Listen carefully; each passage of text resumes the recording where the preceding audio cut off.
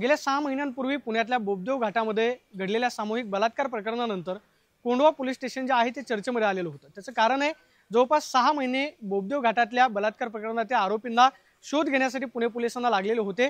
मात्र ती घटना घडल्यानंतरच अवघ्या 3 महिन्यांमध्ये पुण्यातल्या स्वारगेट बसस्थानकामध्ये उभ्या असलेल्या शिवशाहीमध्ये एका मुलीवरती जो आहे तो अत्याचार करण्यात आला आणि त्यानंतर बलात्काराच्या घटना ज्या आहेत त्या पुण्यामधल्या चर्चेत आल्या। मात्र काल रात्री घडलेल्या कोंढवा पोलीस स्टेशनच्या हद्दीमध्ये एका उच्चभ्रू सोसायटीमध्ये कुरिअर बॉय असल्याचं सांगून एका तरुणानं सोसायटीमध्ये प्रवेश केला आणि त्यानंतर घडलेल्या घटनेनंतर तरुणीनं थेट पोलीस स्थानकामध्ये धाव घेतली आणि तिने आपली तक्रार सांगितल्यानंतर बलात्काराचा गुन्हा जो आहे तो दाखल करण्यात आला। आता याला नक्की पार्श्वभूमी काय तर काल संध्याकाळी 7:30च्या दरम्यान एक तरुणी जी आहे ती थेट पोलीस स्टेशनमध्ये आली आणि तिने सांगितलेली तक्रार म्हणजे एक कुरिअर बॉय जो आहे तो कुरिअर बॉय असल्याचं सांगून उच्चभ्रू सोसायटीमध्ये त्याने प्रवेश केला आणि थेट 11व्या मजल्यावरती जात जी माहिती पोलिसांकडून सकाळी सांगण्यात आली की कुरिअर बॉय असल्याचं त्याने प्राथमिकदृष्ट्या सांगितलं। मात्र या प्रकरणामध्ये एक प्रश्न या निमित्तानं उपस्थित होतोय, जर उच्चभ्रू सोसायटी असेल तर त्या सिक्युरिटी गेटवरती कोणताही आलेला कुरिअर बॉय असेल किंवा आलेले नातेवाईक असतील त्यांना ॲपच्या माध्यमातून वरती येण्याची परवानगी दिली जाते। तर या सोसायटीमध्ये त्या प्रवेश देताना सोसायटीचं ॲप जे आहे ते नातेवाईकांकडून अथवा तिथल्या राहणाऱ्या रहिवाशांकडून वापरलं जातं का किंवा त्यांना सोसायटीमध्ये प्रवेश करत असताना नक्की कुरिअर बॉय आहे हेच सांगितलं का किंवा बँकेचे एन्व्हलप घेऊन आला होता अशा पद्धतीची प्राथमिक माहिती मिळते। मात्र त्यानं ते कारण सांगून थेट 11व्या मजल्यावरती प्रवेश केला आणि त्यानंतर त्या तरुणीला त्यानं एन्व्हलपवरती सही करण्यासाठी पेन मागितला। मात्र खिशामध्ये पेन नव्हता त्यामुळे तरुणीला पेन आणण्यासाठी पाठवलं असताना त्यानं सेफ्टी डोअर उघडला आणि त्यानंतर रूममध्ये प्रवेश केला आणि त्यानंतर तरुणीवरती त्या तरुणानं अत्याचार केल्याची प्राथमिक माहिती जी आहे ती मिळते। मात्र निमित्तानं काही प्रश्न जे आहेत ते उपस्थित होत आहेत।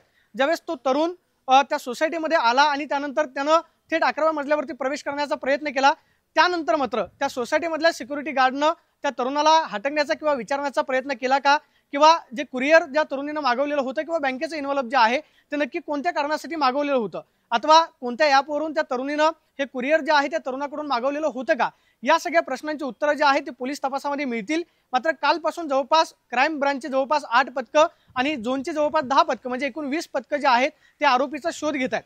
आतापर्यंत पुणे पोलिसांनी या प्रकरणामध्ये जवळपास 200 ते 250 CCTVच्या माध्यमातून आरोपीचा शोध जो आहे तो घेण्याचा प्रयत्न केलेला आहे। ज्या सोसायटीमधून तो आरोपी बाहेर पडला त्यानंतर तो कुठे कुठे गेला याची मालिका जी आहे त्याचे सिरीज जे आहे ते पुणे पोलिसांकडून तपासलं जात आहे। मात्र आता हा आरोपी जो आहे तो पुणे पोलिसांच्या नक्की कधी हाती लागतो हे पाहणं महत्त्वाचं असणार आहे।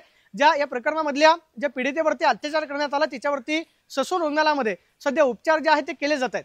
मात्र ज्या मोबाईलच्या माध्यमातून तिने हे एन्व्हलप किंवा कुरिअर जे आहे ते मागितलं असेल त्याचा पासवर्ड जो आहे तो अजूनही पोलिसांना मिळत नाही अथवा जे लॅपटॉप त्या तरुणीकडे होतं त्याचा पासवर्ड जो आहे तो पुणे पोलिसांना मिळत नाही। त्यामुळे तपासामध्ये सुद्धा पुणे पोलिसांना जे आहे या प्रकरणामध्ये आरोपीचा शोध घेण्यासाठी मोठी अडचण जी आहे ती निर्माण झालेली पाहायला मिळते।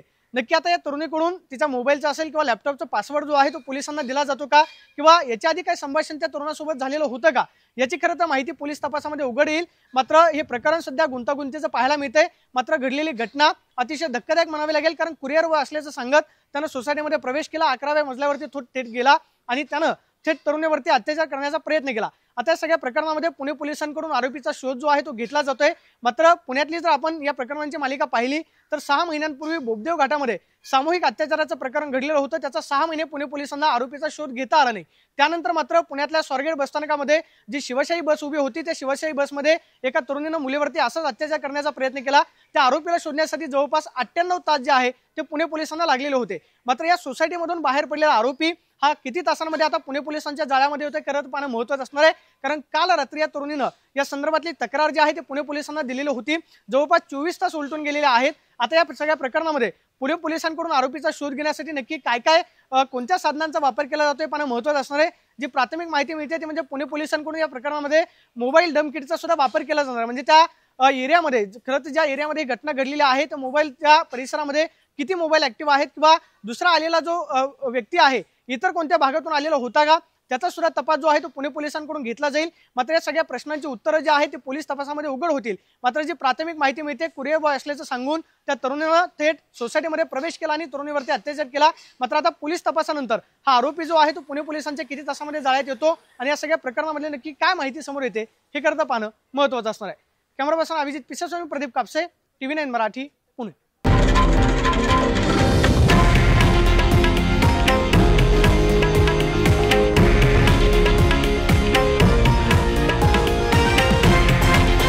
हे आहे देशातील नंबर 1 न्यूज नेटवर्क आणि आपण पाहत आहात TV9 मराठी, एकमेव.